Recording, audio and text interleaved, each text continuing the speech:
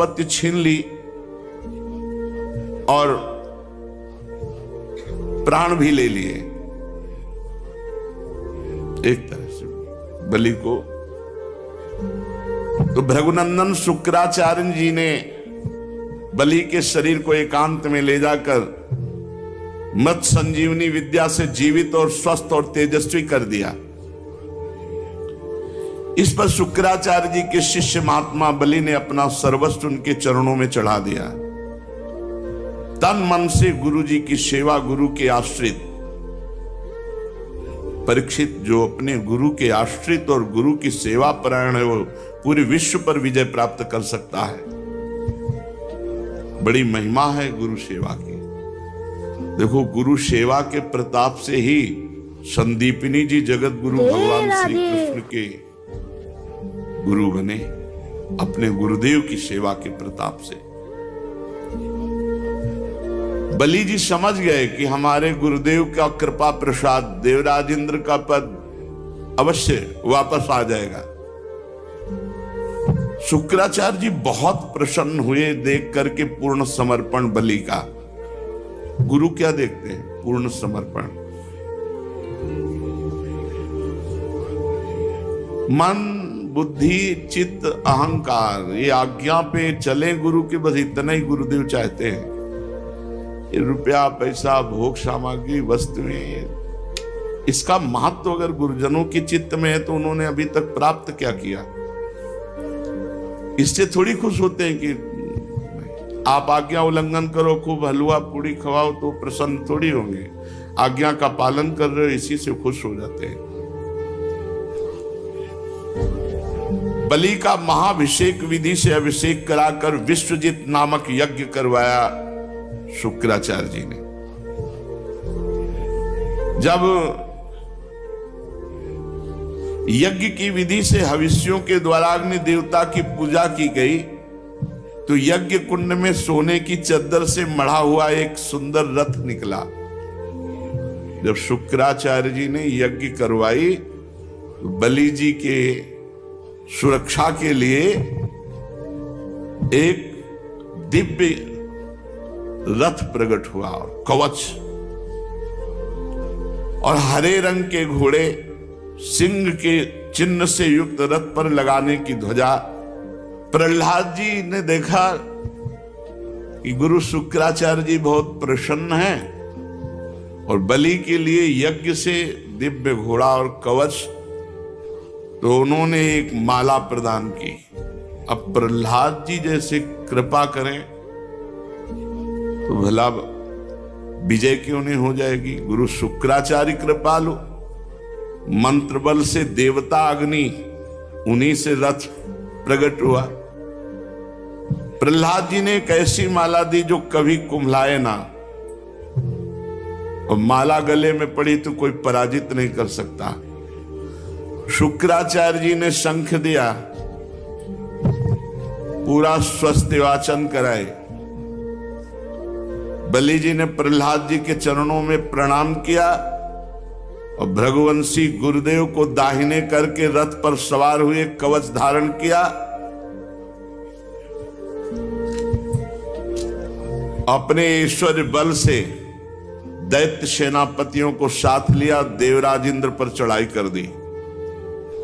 ऐसा लग रहा था मानो आकाश को पी जाएंगे, क्षितिज को भस्म कर देंगे। बहुत बड़ी सेना अंतरिक्ष को कपाते हुए अमरावती पर चढ़ाई कर दी देवराज इंद्र के महल पर। जे भी राजधानी अमरावती देवताओं की दैत्यों ने घेर ली। अब तो विश्वकर्मा का बनाया हुआ दिव्य सब स्थान नष्ट भ्रष्ट करने लगे दैत्यजन। देवांगनाएं भागने लगी। अमरावती इतनी मनोहर थी मानो त्रिभुवन की सुंदरता वहां एकत्रित की गई हो। कि बलि के सामने टिकना असंभव, क्योंकि उनके ऊपर गुरु कृपा है। तो अपने गुरु बृहस्पति जी के पास गए, उनसे बोले भगवान इस बार तो ऐसी शक्ति दिखाई दे रही कि जीत पाना कठिन है। मैं देखता हूं कि बलि को कोई रोक ही नहीं सकता, ऐसे प्रलयंकारी आग की तरह बढ़ता चला आ रहा है। आप कृपा करके बताइए कि मेरे शत्रु की इतनी जल्दी इतनी बढ़ती कैसे हो गई और इसे कैसे दबाया जा सकता है। देवगुरु बृहस्पति ने कहा, इंद्र, मैं तुम्हारे शत्रु बलि की उन्नति का कारण जानता हूं, उसने अपने गुरुदेव को रिझा लिया है। शुक्राचार्य जी ने अपने शिष्य बलि को महान तेज शक्ति का खजाना बना दिया। इस समय सर्वशक्तिमान भगवान के सिवा काल की भी ताकत नहीं कि बलि को पराजित कर सके, केवल भगवान। इसलिए तुम बिना लड़े भागो, बृहस्पति जी ने सलाह दी, और जाओ त्रिभुवन में कहीं भी छुप जाओ, भागो, सब खाली करो अमरावती। युद्ध नहीं, कोई नहीं जीत सकता बलि से। प्रतीक्षा करो भगवान की कृपा की। इस समय शुक्राचार्य के तेज से बलि की उत्तरोत्तर वृद्धि हो गई है, और जब इन्हीं शुक्राचार्य जी का ये तिरस्कार करेगा तब ये पराजित हो सकता है, अन्यथा नहीं। जिन शुक्राचार्य जी की कृपा से इतना बल वैभव, उन्हीं शुक्राचार्य जी का जब अपमान करेगा तब ये पराजित होगा। बृहस्पति जी स्वार्थ और परमार्थ से परम ज्ञानी हैं। उनकी सलाह मानकर समस्त देवता अंतर्ध्यान हो गए, पूरा स्वर्ग खाली। विरोचन नंदन बलि ने देखा कि अमरावतीपुरी में कोई लड़ने वाला ही नहीं। तब उन्होंने भृगुवंशियों से अनुगत 100 अश्वमेध यज्ञ किए, क्योंकि इंद्र पद का अधिकारी वही जो 100 अश्वमेध यज्ञ कर ले। अब तो महाराज चंद्रमा के समान शोभायमान हो गए इंद्र पदवी पर बलि। गुरुदेव की कृपा से प्राप्त समृद्ध राजलक्ष्मी को बड़ी उदारता से उपभोग करने लगे और अपने को कृतकृत्य मानने लगे। जब देवता भाग कर छिप गए, स्वर्ग का अधिकार छीन गया, तो देव माता अदिति बड़ा दुख हुआ। अपने पुत्रों की दुर्दशा देखकर बहुत दुखी हुई। परम प्रभावशाली अपने पति कश्यप मुनि की जब समाधि टूटी तो उनके चरणों में प्रणाम किया, तो उन्होंने कहा, सब शांति है, सब सुख है। अदिति जी ने विधि पूर्वक पूजन किया और कहा, प्रभु काल विपरीत है, कोई भी हमारा पुत्र सुख पूर्वक नहीं है, सब भागे घूम रहे त्रिभुवन में छुपे हुए।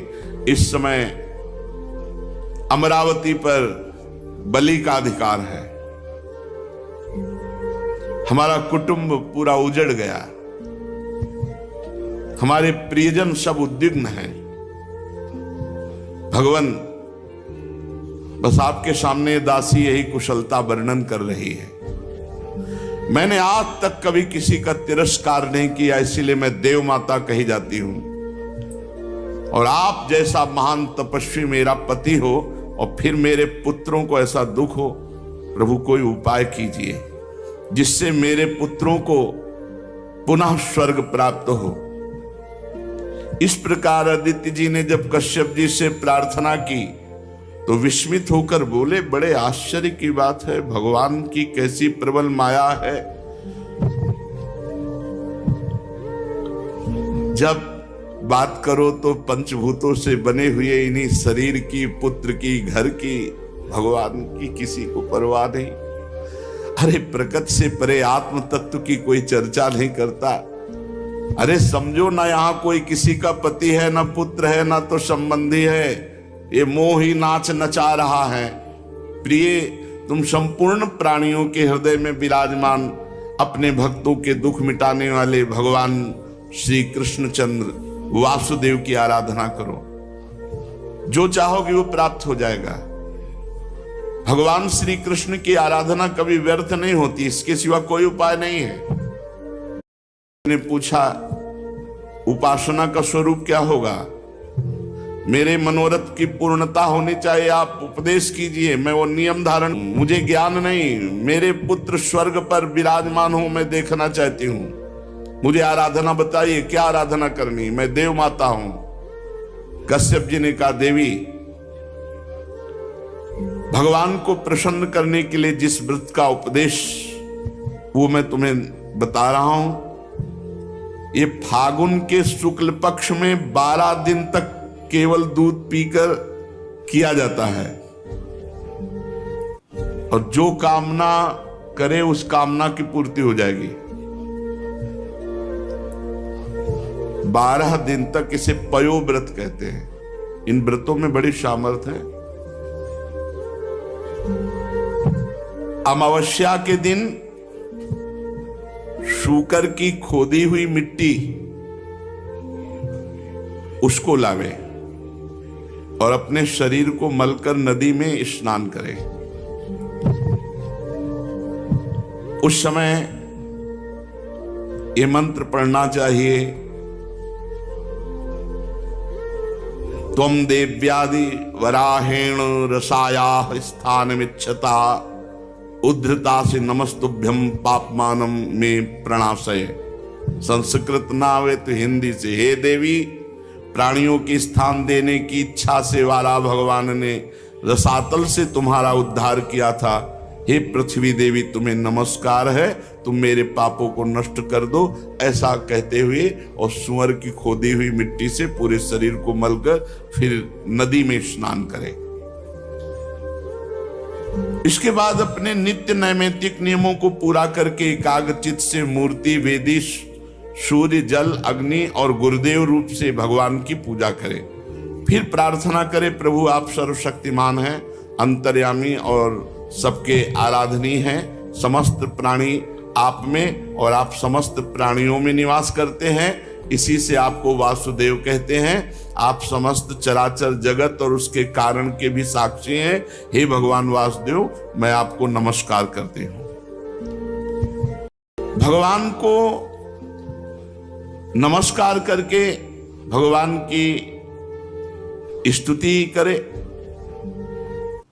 कि आप सबके प्राण हैं, आप इस जगत के स्वरूप हैं, आप योग हैं, योग के कारण हैं, आदिदेव हैं, पीतांबरधारी केशव, मैं आपकी स्तुति करती हूँ, आपकी चरण रज की उपासना करती हूँ, आपकी कृपा लालसा प्राप्त करने के लिए। फिर गंधमाला आदि से भगवान का पूजन करे और दूध से भगवान की मूर्ति का स्नान करावे। इसके बाद वस्त्र, यज्ञोपवीत, आभूषण, जो व्यवस्था है, द्वादशाक्षर मंत्र से भगवान का पूजन करे और दूध में पकाए हुए घी और गुड़ और साली के चावल से द्वादशाक्षर मंत्र से हवन करे। कुछ नैवेद्य भोग लगावे, सबको बांट दे, जरा सा स्वयं पाले, भगवान को आचमन करावे, फिर तांबूल पान का बीड़ा और 108 बार द्वादशाक्षर मंत्र का जप करे, फिर 4 प्रदक्षिणा दे और भूमि पर लौटकर साष्टांग दंडवत प्रणाम करे। निर्माल्य को सिर पर लगावे और वो जो खीर बनावे तो रोज कम से कम 2 ब्राह्मणों को पवावे, उनको दक्षिणा दे, सत्कार करे, ब्रह्मचर्य से रहे, प्रातः काल स्नान करके दूसरे दिन फिर ऐसी पूजा करे, फिर भगवान को वैसे दुग्ध स्नान, फिर वैसे 2 ब्राह्मणों को, 12 दिन तक ऐसे ही ब्रह्मचर्य रहकर वो स्वयं केवल दूध पिए, पयोव्रत कहते हैं, और भगवान की ऐसे आराधना करे, जो चाहेगा वो प्राप्त हो जाएगा। ये फाल्गुन शुक्ल प्रतिपदा से लेकर त्रयोदशी पर्यंत ब्रह्मचर्य से रहे, भूमि पर शयन करे, 3 समय स्नान करे, झूठ न बोले, पापी आदमी से बात न करे और पाप की बात न करे, और छोटे बड़े सब भोगों का त्याग कर बिल्कुल ऐसे ही रहे जैसे संत। किसी भी प्राणी को कष्ट न पहुंचाए, भगवान की आराधना करे, तो ये बहुत कम समय में 12 दिन में ये पयोव्रत रखने वाला जो कामना करेगा उसकी पूर्ति हो जाएगी। अत्यंत एकाग्रचित होकर के इसकी आराधना करना चाहिए। पयोव्रत, इसका नाम पयोव्रत है। ब्रह्मा जी ने मुझे बताया था, मैंने तुम्हें बता दिया। देवी तुम भाग्यवती हो, तुम इसको कर सकती हो। कल्याणी, भगवान को संतुष्ट करने वाला ये सर्व पयोव्रत है जिससे भगवान प्रसन्न होते हैं। परीक्षित अपने पतिदेव महर्षि कश्यप जी का उपदेश प्राप्त करके अदिति ने सावधानी से 12 दिन तक पयोव्रत का अनुष्ठान किया। जो ही पूरा व्रत हुआ तो सामने देखा भगवान प्रकट हो गए। अच्छा, भगवान जब प्रकट हुए तो चाहे देवकी वसुदेव जी के सामने या यहां इस समय अवतार ले रहे हैं, तो पहले चतुर्भुज रूप में प्रकट होते हैं और फिर भगवान जो अवतार लेना चाहते हैं वो रूप धारण करते हैं। तो यहां भी शंख चक्र गदा पद्म धारण किए हुए सामने प्रकट हो गए। अदिति जी तो विकल हो गई और प्रेम विह्वल होकर पृथ्वी पर लौटकर साष्टांग दंडवत प्रणाम किया। फिर उठकर हाथ जोड़कर भगवान की स्तुति करने की चेष्टा की, परंतु इतना आनंद, इतने आंसू की बोल न सकी। सारा शरीर पुलकित हो गया और आनंद उल्लास के साथ कंपायमान शरीर चुपचाप खड़ी है। परीक्षित, यज्ञेश्वर भगवान श्री हरि देख रहे थे। माता अदिति धीरे धीरे साहस करती कि भगवान का कुछ स्तवन करें, पर स्थिति इतनी प्रेम विकल है। फिर हिम्मत की और लड़खड़ाए हुए शब्दों में कहा, आप यज्ञ के स्वामी हैं, स्वयं यज्ञ हैं, आप अच्युत हैं। आपके चरण कमलों का आश्रय लेकर घोर पापी भी भव समुद्र से तर जाता है। आपके नाम का कीर्तन, नाम का श्रवण ये संसार से तारने वाला है। आपके नामों के श्रवण मात्र से परम कल्याण हो जाता है। हे आदि पुरुष, हम आपकी शरण में हैं। सारी विपत्तियों का आप नाश करने वाले हैं। हे स्वामी, आप हमारा कल्याण कीजिए। भगवान ने कहा, देवताओं की जननी, मैं तुम्हारी अभिलाषा को जानता हूं। शत्रुओं ने तुम्हारे पुत्रों की संपत्ति छीन ली है, स्वर्ग से खदेड़ दिया है। तुम चाहती हो कि युद्ध में तुम्हारे पुत्र उन्मत्त वाले बलि असुरों को जीतकर विजय लक्ष्मी प्राप्त करें, इसीलिए तो आराधना किया है ना। तुम्हारे पुत्र धन समृद्धि से युक्त हो जाएं और जैसे विराजमान थे पहले स्वर्ग में वैसे ही आनंद हो जाए। देवी, ये तो नहीं हो सकता। असुर सेनापतियों को जीता नहीं जा सकता, ऐसा मेरा निश्चय है, क्योंकि ईश्वर और गुरु उनके अनुकूल हैं। लड़ाई नहीं की जा सकती, पर मुझे प्रसन्न कर लेना व्यर्थ भी नहीं जाता। इसलिए मैं तुम्हारे लिए तुम्हारा पुत्र बनकर जाऊंगा और जाकर के उनसे मांगूंगा। लड़ाई तो नहीं हो सकती, मांग करके